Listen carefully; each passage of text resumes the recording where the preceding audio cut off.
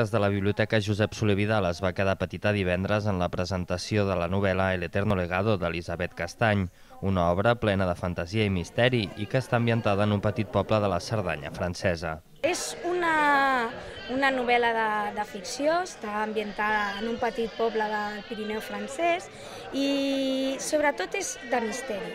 Llavors la protagonista, la Amy, a la mort del seu pare es troba amb una sèrie de situacions que la porten a investigar sobre el passat de la seva família i fins aquí explico.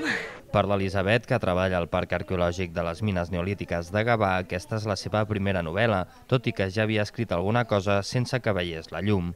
Havia escrit alguns microrelats i un parell d'històries que estan al calaix, no estan tampoc terminades. I aquesta era una història que rondava el meu cap des de fa molt de temps i va ser la determinació de dir, ara ja aquesta l'hem de fer, l'hem d'acabar i aquí la tenim.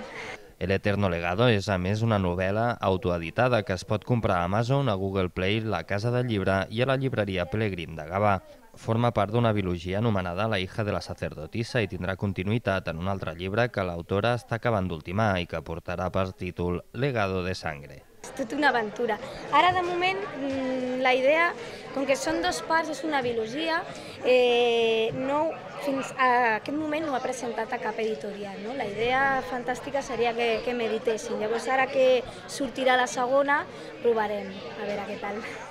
Coincidint amb la presentació del llibre, el Club de Lectura Fita i Petjada de la Unió Muntanyenca Empronyà va anunciar una propera ruta pels escenaris on transcorre la novel·la, als voltants del poble de Llo.